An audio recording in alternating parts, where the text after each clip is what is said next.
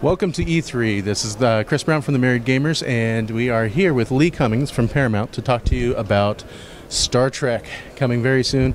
A very interesting co-op experience based on the fantastic Paramount movie franchise Star Trek. Welcome, Lee. Hi, thank you. A lot of our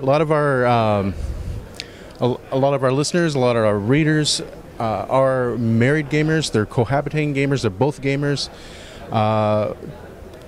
We know why, but why don't you tell our viewers out there why they're going to be gung-ho about Star Trek?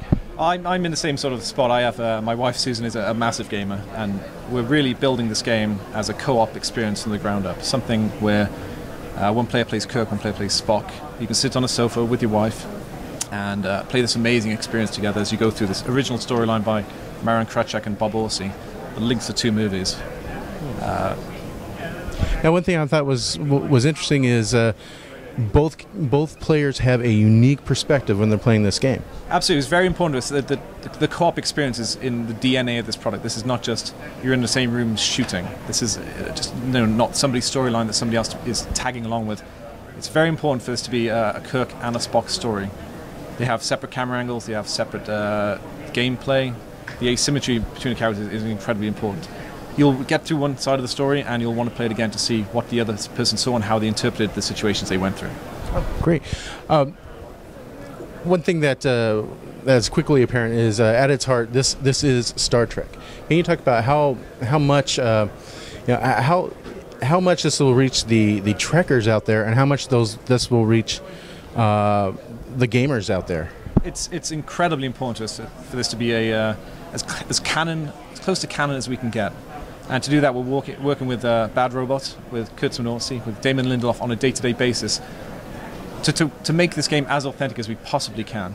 It's really, no expense has been spared and no rock has been left unturned to make this incredibly authentic to JJ's new vision of the new Trek, but also very, still recognizing where it came from and everything the last few decades of Trek and what that has meant to Trek fans. Now, this is coming out on the Xbox 360 and the PS3. Now, there's a special incentive for people playing it on the PS3.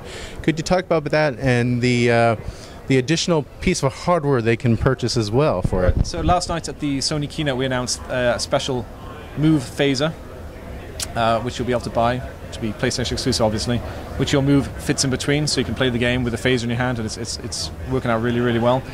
And also exclusive to PSN, we'll have a prequel piece of downloadable content only on PSN that'll come out just before the game, so you can see what happens before the game takes place. And this game will be out right before the movie next year, and offers a good jumping point from the first movie into the second. Is that correct? It's absolutely. We're so it's amazing to be working on a Trek game, but being able to work on a game that came after the first of a new set of Trek. It's really intimidating for people who haven't watched Trek to try to jump in and go, okay, I've missed decades of this, I need to catch up. But now we're in a position where if you watch the last movie, it puts you in an amazing position to jump into the game and know everything that's going on. Great. And Paramount's the publisher. Who's the developer? Digital Extremes, an incredibly talented crew who I've wanted to work for years, and I'm so happy that I finally got to work on a project with them. And Star Trek will be out in time for the movie next year in 2012. Thank you once again, Lee Cummings. Thank you, Chris.